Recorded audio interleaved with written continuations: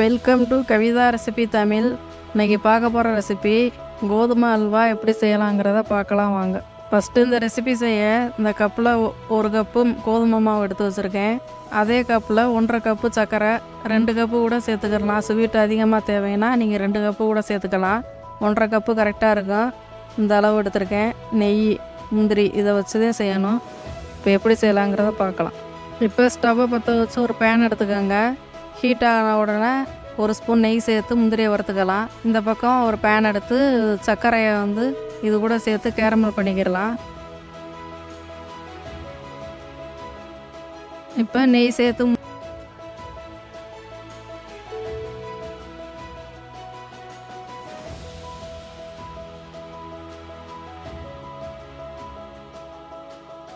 முந்திரியை லைட்டாக வறுத்துக்கலாம்.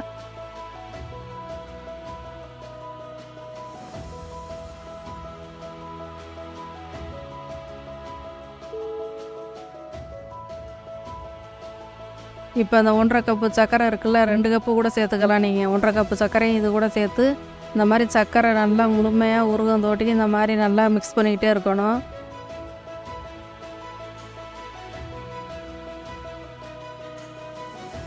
இப்போ முந்திரி வறுபட்டுருச்சு. இதை ஒரு தட்டில் மாற்றி எடுத்து வச்சுக்கலாம். நல்லா மெல்ட் ஆகி வரணும். அது வரையும் நல்லா இந்த மாதிரி மிக்ஸ் பண்ணிகிட்டே இருங்க. ஸ்டவ்வை கூட்டி குறைச்சி வச்சு இந்த மாதிரி கிளறிக்கிட்டே இருக்கணும்.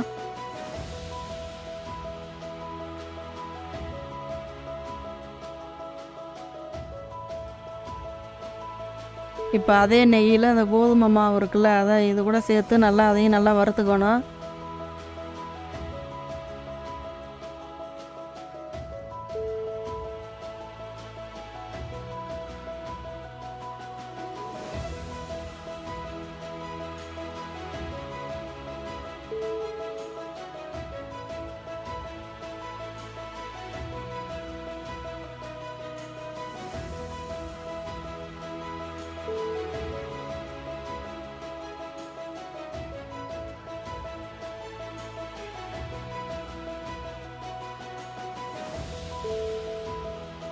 ஒரு ஸ்பூன் நெய் சேர்த்து ஸ்டவ்வை முழுமையாக கம்மி பண்ணி வச்சுட்டு இந்த மாதிரி லைட்டாக வறுத்துக்கங்க.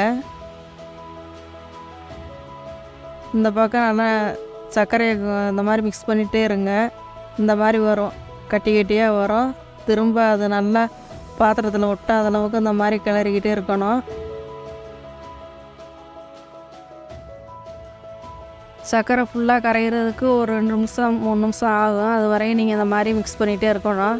இப்போ இங்கிட்ட நல்லா வறுபட்டுருச்சுல அந்த மாவு, இது கூட இப்போ நல்லா உருகி வந்திருக்கு பாருங்கள். அந்த அளவுக்கு நல்லா சர்க்கரையெல்லாம் கரைச்சி இந்த மாதிரி நல்லா உருகி லிக்விடாக இருக்குது பாருங்கள்.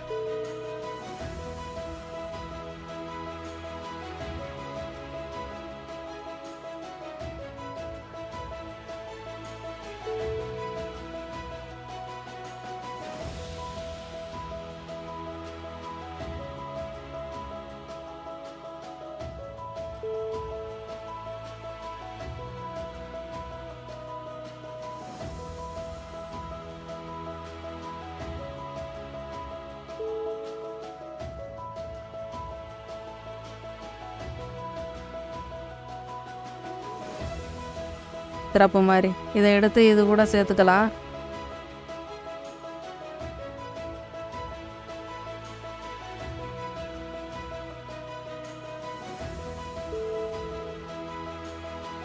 இப்போ நம்ம கோதுமை மாவோட சேர்த்து நல்லா மிக்ஸ் பண்ணிக்கிறோன்னா ஸ்டவ்வை நல்லா ஃபுல்லாக கம்மி பண்ணி வச்சுட்டு கூட்டி குறைச்சி வச்சு இந்த மாதிரி நல்லா கிளறிக்கிட்டே இருங்க. மாவு நல்லா கொஞ்சம் வேகணும். அது வரையும் ஒரு 5 நிமிஷம் நல்லா இந்த மாதிரி மிக்ஸ் பண்ணிகிட்டே இருங்க. லைட்டாக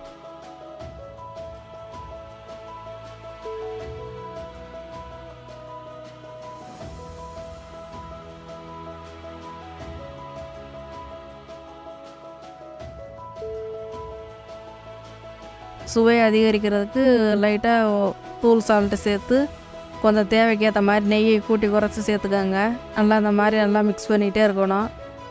நெய் இல்லைன்னா நீங்கள் எண்ணெய் கூட சேர்த்துக்கலாம், சமையல் எண்ணெய். அதை இந்த மாதிரி சேர்த்து நல்லா இந்த மாதிரி நல்லா கிளறிக்கிட்டே இருக்கணும். பாத்திரத்தில் ஒட்டாமல் நல்லா வரும் பாருங்கள். இந்த மாதிரி நல்லா சுருண்டு வரும். அப்போதைக்கு அந்த முந்திரி வறுத்து வச்சுருக்கோம்ல, இந்த முந்திரியை எடுத்து இது கூட சேர்த்துக்கலாம்.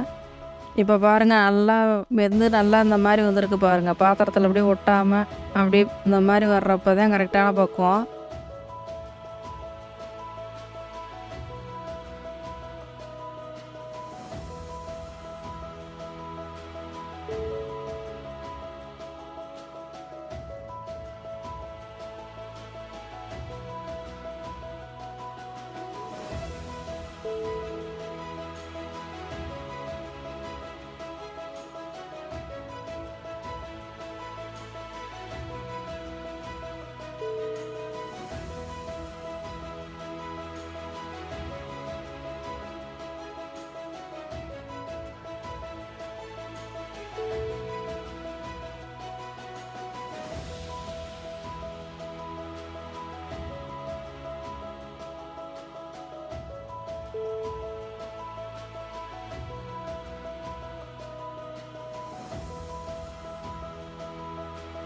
இப்போ ஒரு தட்டில் நெய் தடவிட்டு மாற்றி எடுத்து வச்சுக்கலாம். இப்போ ஒரு அருமையான கோதுமை அல்வா ரெடி.